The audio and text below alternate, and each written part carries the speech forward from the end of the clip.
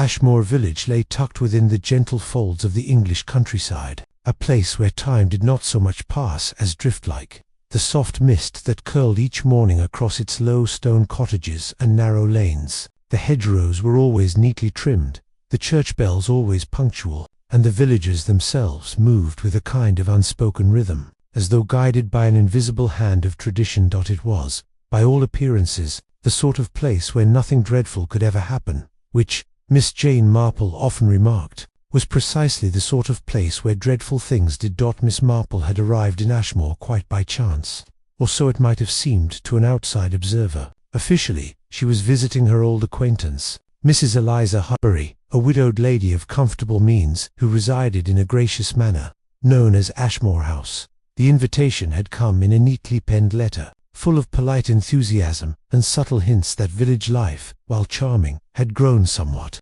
unsettled. Miss Marple, who possessed a keen eye for such nuances, had not hesitated. Now, seated in the drawing-room of Ashmoor House, she stirred her tea thoughtfully, her pale blue eyes moving from object to object with quiet attention. The room itself was tastefully appointed floral chintz upholstery, polished mahogany furniture, and a fine portrait of the late Mr. Harbury gazing solemnly down from above the mantel. Mrs. Harbury sat opposite her, dabbing lightly at her lips with a laced handkerchief. "My dear Miss Marple," she said, her voice a mixture of warmth and nervousness, "you cannot imagine how relieved I am that you have come. Ashmoor has not been itself these past months. There's a feeling and unease that one cannot quite explain." Miss Marple gave a small, understanding smile. "Villages," she said gently, "are very much like families. They may appear harmonious, but beneath the surface there are always little frictions, old grievances, jealousies, misunderstandings. They rarely remain hidden forever." Mrs. Harbury leaned forward slightly. "Yes, quite. And then, of course, there is the matter of Mr. Edwin Barrett." Miss Marple's teacup paused mid-air. "Ah," she murmured, "you mentioned him in your letter. A most unfortunate death, I believe." "Unfortunate," repeated Mrs. Harbury, though her tone suggested something more complex. "Yes, that is what everyone says, and you do not agree." Mrs. Harbury hesitated. Her gaze drifted toward the tall windows, beyond which the gardens stretched in orderly rows of late summer blooms. "I cannot say precisely what I believe," she admitted at last, "only that Edwin Barrett was not a man one expected to die so suddenly." Miss Marple set down her cup with care. "Then, perhaps," she said quietly, "you will tell me about him." Edwin Barrett had been, by all accounts, a man of some standing in Ashmoor, a retired solicitor. He had returned to the village some 5 years earlier, taking up residence in a modest but well-kept house near the church. He was known for his sharp mind, his exacting standards, and a manner that, while never overtly unkind, could be formidable. He had a way of looking at one, Mrs. Harbury explained, as though he knew precisely what one was thinking, and did not altogether approve of it. Miss Marple nodded. She had known such men before. "Did he have family?" she asked. "A niece," said Mrs. Harbury, "Miss Clara Barrett. She came to live with him shortly after his return. A pleasant enough girl, though rather reserved. And others, friends, enemies." Mrs. Harbury gave a faint, uneasy laugh. "In a village, my dear Miss Marple, those categories are not always so distinct." Miss Marple's lips curved slightly. "Quite so."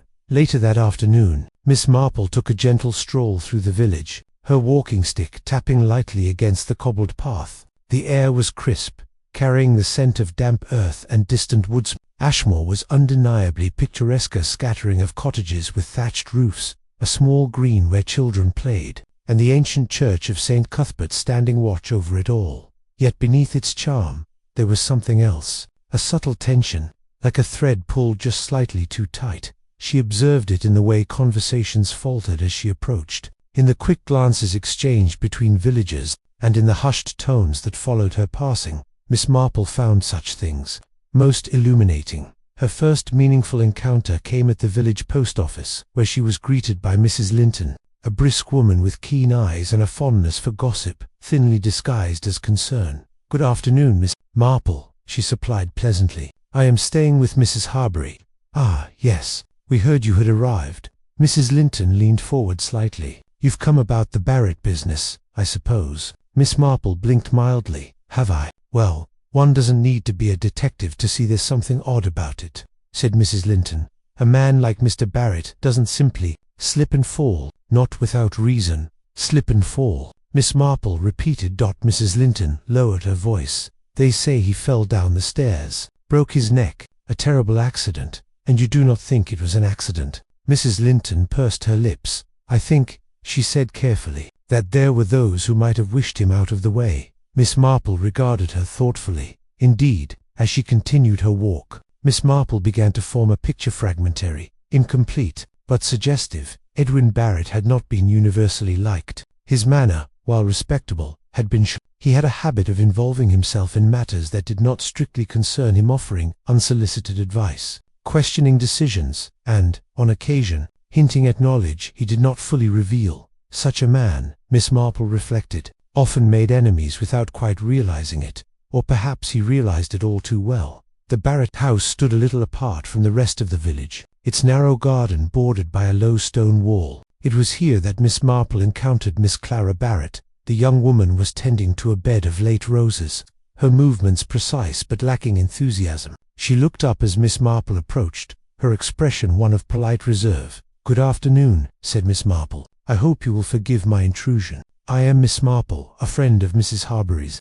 Clara straightened, brushing soil from her gloves. "Of course," she said. "I have heard of you. Won't you come in?" The interior of the house was neat to the point of severity. Everything was in its place, every surface meticulously clean. Yet there was a faint sense of absences, though something essential had been removed, leaving behind only a shell. "My uncle was very particular," Clara said, as though reading Miss Marple's thoughts. "He liked things just so." "I can see that," Miss Marple replied.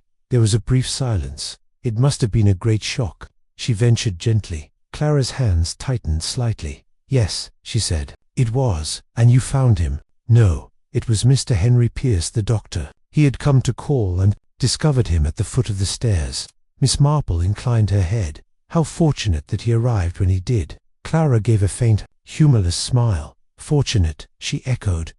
As Miss Marple took her leave, she felt a familiar stirring of intuition. There was something in Clara Barrett's manner, not guilt, precisely, but a kind of guardedness, as though she were holding something back, or protecting someone. By the time Miss Marple returned to Ashmoor House, the shadows were lengthening, and the village had settled into its evening quiet. Yet the sense of unease remained, threading through the calm like an undercurrent. Mrs. Harbury was waiting for her in the drawing room. "Well," she asked eagerly, "what do you think?" Miss Marple removed her gloves with deliberate care. "I think," she said slowly, "that Mr. Barrett's death may not be as straightforward as it appears."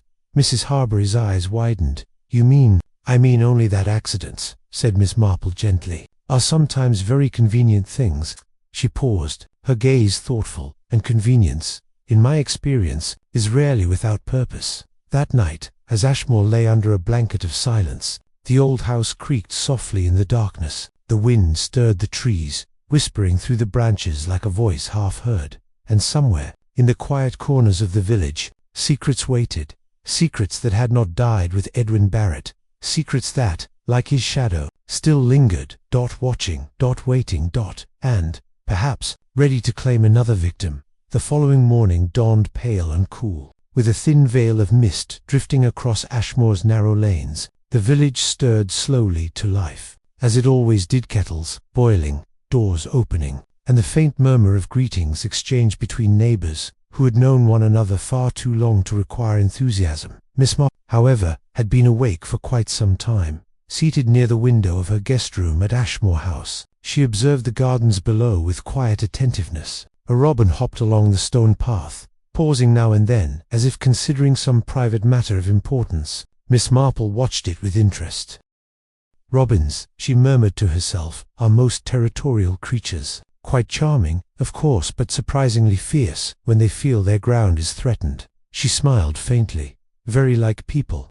Breakfast was a simple but elegant affair. Mrs. Harbury, though clearly eager for news, restrained herself admirably until the maid had withdrawn. "Well, my dear Miss she asked at last, "did you sleep well?" "Perfectly, thank you," Miss Marple replied, "and I have been thinking about Mr. Barrett."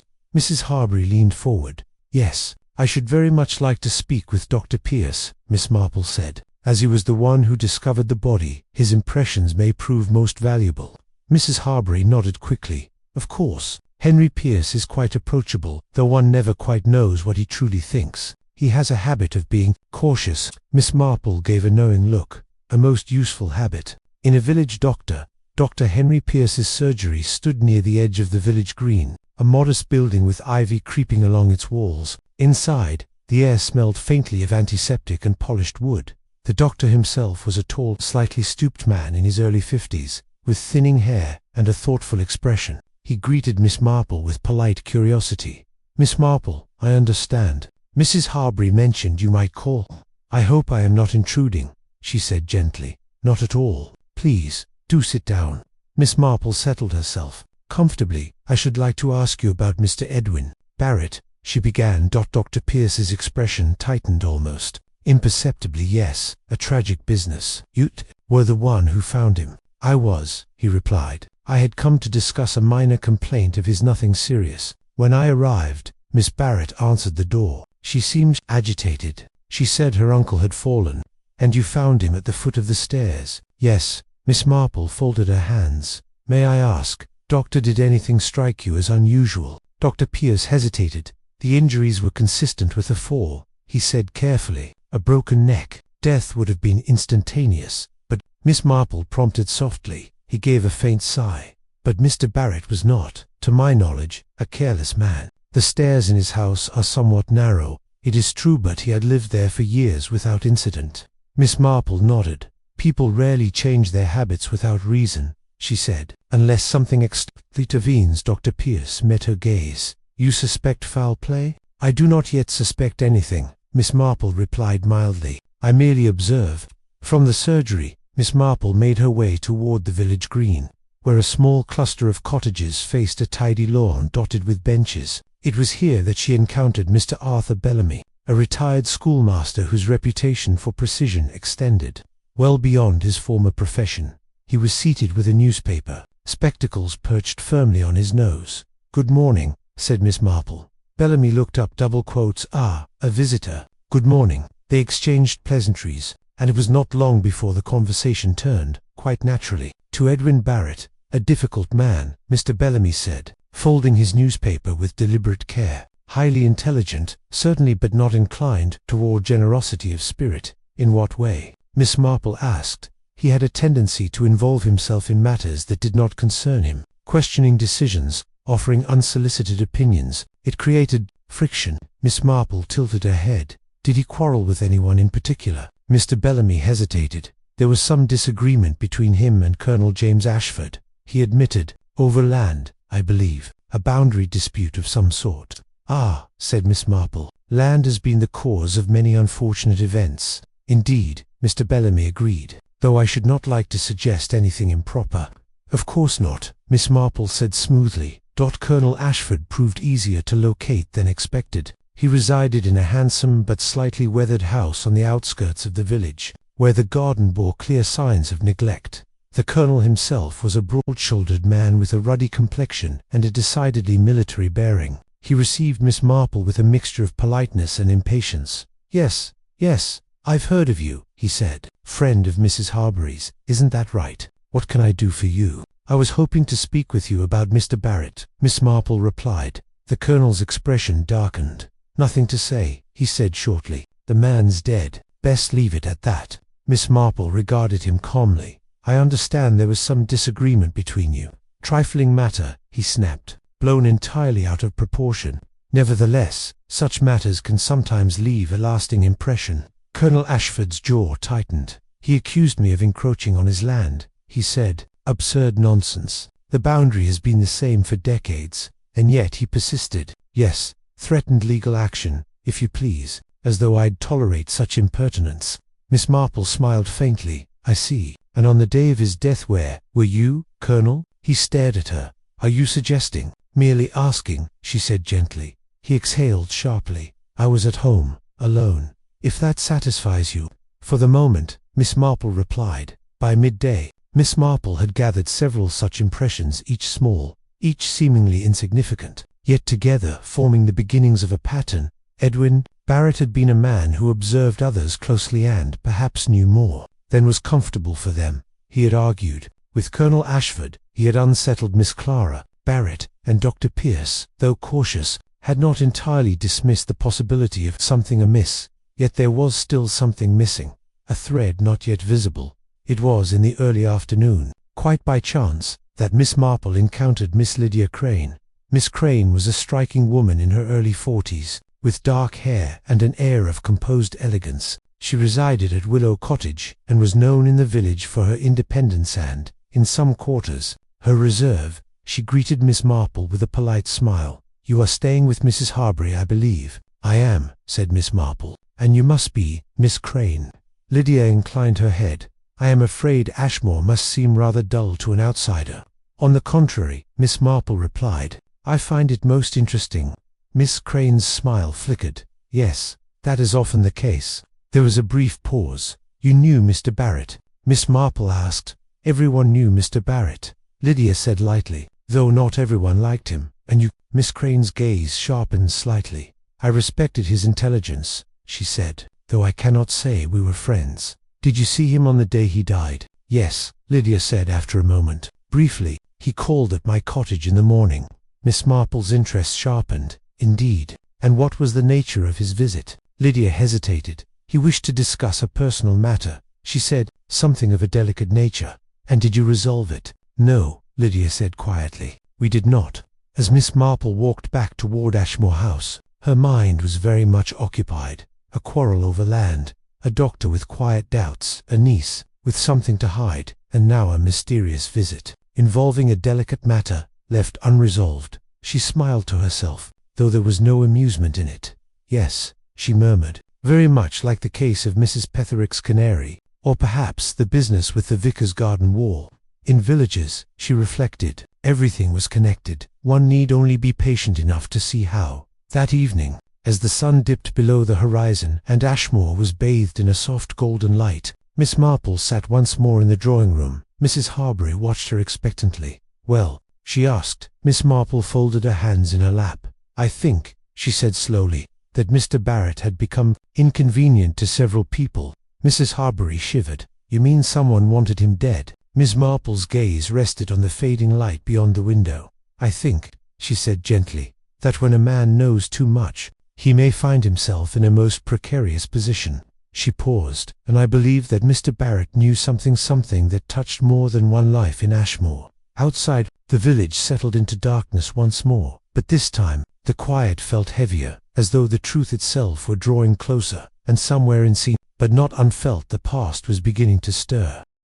In the days that followed, Ashmoor Village seemed to grow quieter, though not with peace, but with a kind of watchful restraint. Conversations became shorter, glances sharper, and laughter, when it came, carried a hollow note. Miss Marple, who had seen such transformations before, understood them perfectly. "Guilt," she murmured one morning as she arranged a small vase of flowers in Mrs. Harbury's drawing-room, "does not always reside with the guilty. It spreads like damp touching even those who merely suspect." Mrs. Harbury, who had been watching her anxiously, gave a small shudder. "You make it sound quite dreadful." "My dear Mrs. Harbury," Miss Marple replied gently, "it often is." Miss Marple's investigation, though outwardly casual, had begun to take on a quiet intensity. She had spoken to the principal figures in the matter, yet their stories, while plausible, did not align as neatly as one might expect, and it was in those misalignments that Miss Marple found her greatest interests. The first inconsistency arose from something quite small. Miss Marple had returned to the Barrett house under the pretext of borrowing a bookcan, Miss Clara Barrett, received with polite, if faintly strained, acceptance. "You are very welcome," Clara said, though her hands trembled slightly as she poured tea. "My uncle had an extensive collection." "Yes, I have always found that books can tell us a great deal about a person," Miss Marple remarked. Her eyes moved quietly about the room. Everything appeared as before, precise, untouched. Untouched. Miss Marple rose slowly and moved toward the staircase. "Such a narrow stair," she observed. "One must be quite careful." Clara stiffened. "Yes," she said, "my uncle was always very particular about that." Miss Marple turned, her expression mild, and yet he fell. Clara's lips pressed together. "It was an accident," she said firmly. Miss Marple said nothing. Instead, she stepped closer to the bottom of the stairs, her gaze lowering to the polished wood floor. "There," barely visible in the soft light, was a faint mark, a scuff, not large, not obvious, but unmistakably recent. Miss Marple's eyes lingered on it for just a moment longer than necessary. Then she smiled. "How curious," she murmured that afternoon. Miss Marple sought out Dr. Pierce once more.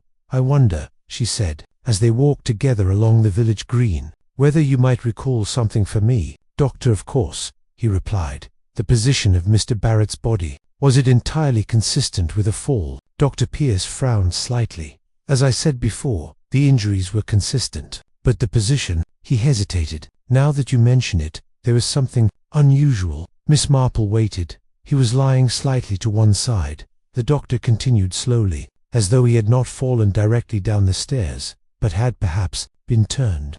Miss Marple's eyes glinted. "Turned," she repeated softly. "Yes, though I thought little of it at the time." "Of course," said Miss Marple. "One rarely does." That evening, another thread presented itself, this time in the form of Mr. Arthur Bellamy. Miss Marple encountered him outside the post office, where he appeared unusually agitated. "Miss Marple," he said, lowering his voice, "there is something you should know." She replied, "I came across a letter," he said, "quite by accident. It had been delivered to my address in error." "A letter for Mr. Barrett?" "Yes, and what did it contain?" Mr. Bellamy hesitated. "I did not read it in full," he said, though his tone suggested otherwise. "But it appeared to be a threat." Miss Marple raised her eyebrows slightly. "A threat?" "Yes, something about exposure and ruin. It was unsigned." Miss Marple considered this. "And what became of the letter?" "I returned it, of course, to Miss Barrett."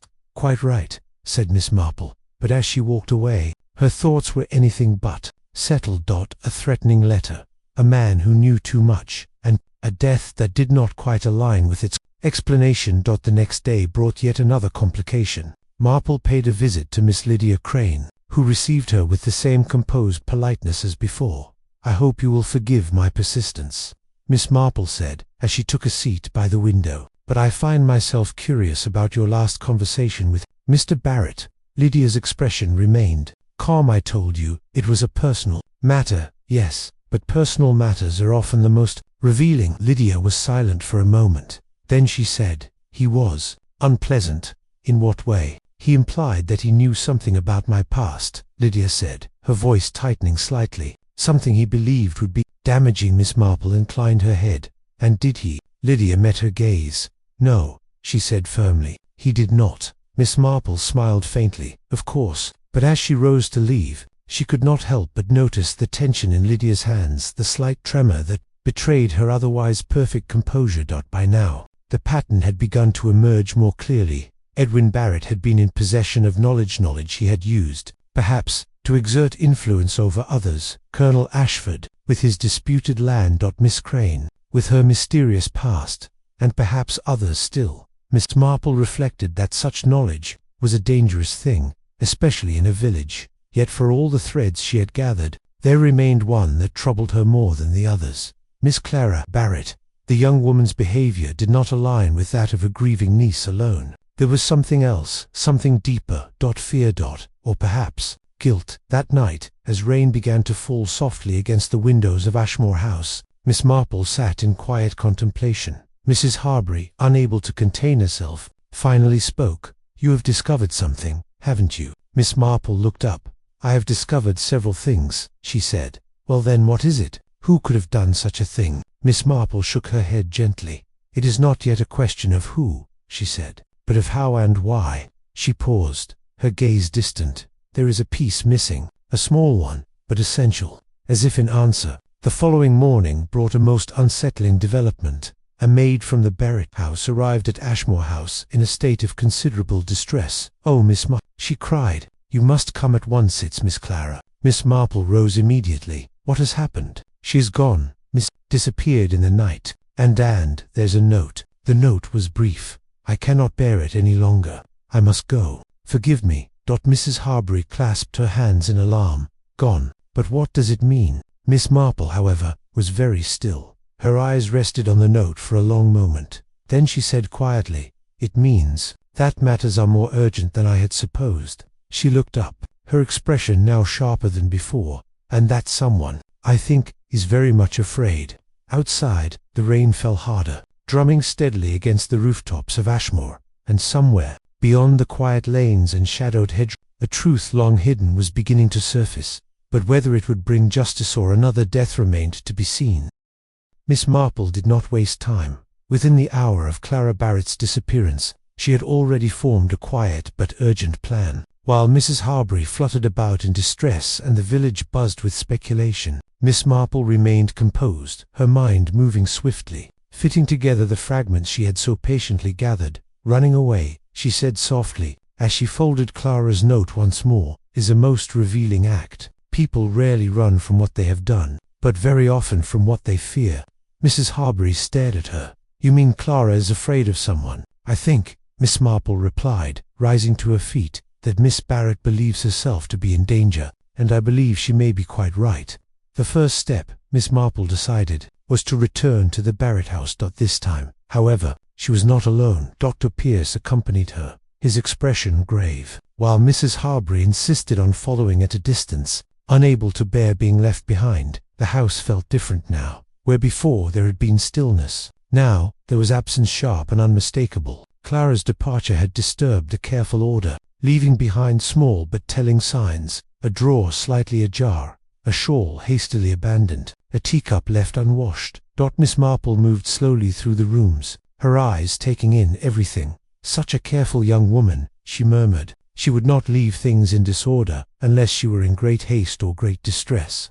Dr. Pierce nodded. Do you think she intended to return? Miss Marple did not answer immediately. Instead, she made her way to the study, a room that had belonged, unmistakably, to Edwin Barrett. The desk stood against the far wall, its surface neat but not immaculate. Papers were arranged in tidy stacks.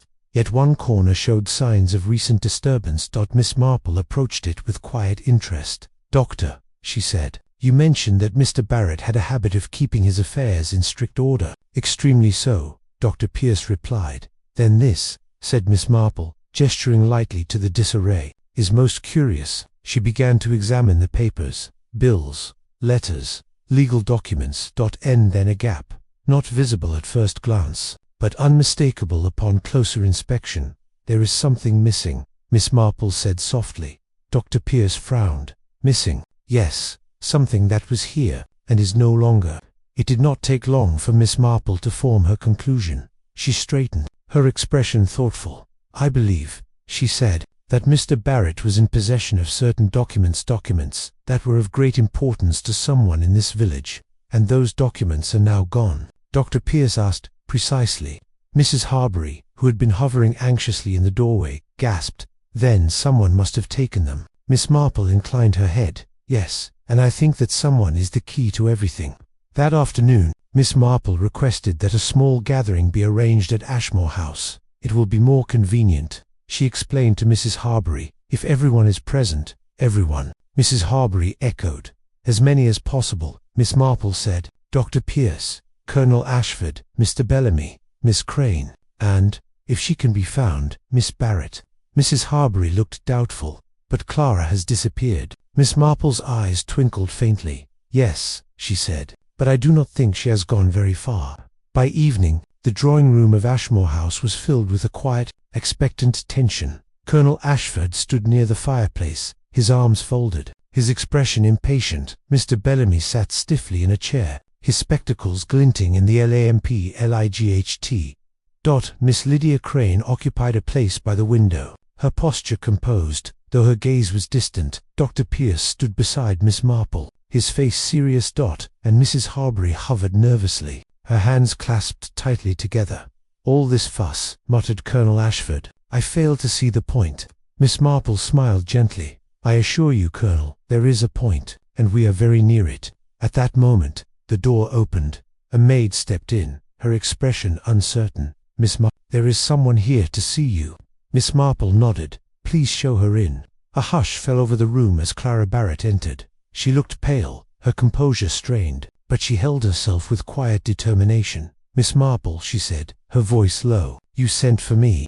I did, Miss Marple replied kindly. Thank you for coming. Clara glanced around the room, her eyes lingering briefly, almost fearfully, on Lydia Crane. Miss Marple noticed. Of course she noticed. Now then, said Miss Marple, settling herself comfortably. "I think it is time we spoke plainly." She looked from one face to another. Mr. Edwin Barrett did not die by accident. A ripple of reaction passed through the room. "I knew it," exclaimed Mrs. Harbury. "Preposterous," muttered Colonel Ashford. Miss Marple raised a hand gently. "Please, let us proceed calmly." She turned to Dr. Pierce. "You observed, Doctor, that the position of the body was not entirely consistent with the fall." He nodded. "Yes. And I observed," Miss Marple continued, "a mark at the foot of the stairs scuff, indicating that Mr. Barrett may have been moved." She paused. "This suggests that he did not fall naturally, but was placed silence. Heavy and absolute. Miss Marple's voice remained soft, but it carried clearly now. "Let us consider motive." She turned slightly. "Mr. Barrett was a man who knew things, private things. He had, I believe, gathered certain information about several individuals in this village." Her gaze rested briefly on Colonel Ashford, a land dispute, then on Mr. Bellamy, a threatening letter, and finally on Lydia Crane, a matter of the past. Lydia's face remained composed, but her hands tightened in her lap. "But knowledge alone is not enough," Miss Marple went on. "One must also have opportunity and courage." She paused, and perhaps desperation. Her eyes moved, at last, to Clara Barrett. The young woman flinched. "Miss Barrett," Miss Marple said gently, "you loved your uncle, did you not?" Clara's voice trembled. "Yes." "And yet," Miss Marple continued, "you were afraid of him." Clara said nothing. "You discovered something," Miss Marple said softly. "Something in his papers, something that frightened you." Clara's lips parted. How could you know that?" Miss Marple smiled faintly. "Because, my dear, you ran away." She leaned forward slightly. "And because the documents that frightened you are now missing." A long silence followed. Then Clara spoke. "I found them," she said, her voice barely above a whisper. "Letters, records, things he had collected about people. He said he kept them for safekeeping, but it wasn't that, it was control." Miss Marple nodded. "Yes. He had something on Miss Crane," Clara continued, her voice shaking. "Something from years ago, a scandal, nothing criminal, but enough to ruin her reputation." All eyes turned to Lydia. She did not move. "And on the day he died," Miss Marple prompted gently. Clara swallowed. "I heard them arguing," she said. "Miss Crane came to the house. They were in the study. He was threatening her, saying he would expose everything if she did not comply with him." "Comply with what?" asked Dr. Pierce. Clara hesitated. "I don't know exactly, but it was something serious." Miss Marple turned her gaze, slowly and deliberately, to Lydia Crane. "My dear Miss Crane," she said, "I think you have been very patient." Lydia's eyes met hers. "Yes," she said quietly, "I have." Miss Marple's voice was very gentle. "But patience, when pressed too far, can become something else entirely." A pause. Desperation. The room seemed to hold its breath. "Mr. Barrett threatened you," Miss Marple continued. "He intended to use what he knew to control you, to damage your reputation, perhaps beyond repair." Lydia's composure began to crack, just slightly. "Yes," she said. "And so," Miss Marple said softly, "you went to see him." Lydia closed her eyes for a moment. "When a person is cornered," she said, "they do not always behave as they should." She opened them again. "He was smug, certain of himself. He said I had no choice." Her voice hardened. "But I did." Miss Marple inclined her head. "Yes," she said quietly, "you did." The truth now hung in the air, unmistakable. All that remained was to speak it aloud. The drawing-room of Ashmoor House was deathly still. Every eye followed Miss Marple as she rose from her chair, moving slowly toward the center of the room, her expression calm but firm. The flickering lamplight cast shadows that danced along the polished walls, mirroring the tension in the room. "Now," Miss Marple began, "we have gathered all the pieces. The letter, the missing documents, the threats, and the actions taken in fear or desperation. And I believe we may now speak plainly." Colonel Ashford shifted in his seat, clearing his throat. "This had better be worth it, Miss Marple. We've all been made uncomfortable enough already." Miss Marple's lips curved in a faint smile. "Indeed, Colonel, but discomfort often precedes clarity." She turned toward Lydia Crane, who remained seated by the window, composed but pale. "Miss Crane, you threatened your uncle's peace not out of malice, but out of fear. You went to Edwin Barrett's study on the day he died, hoping to confront him, to prevent him from exposing the past."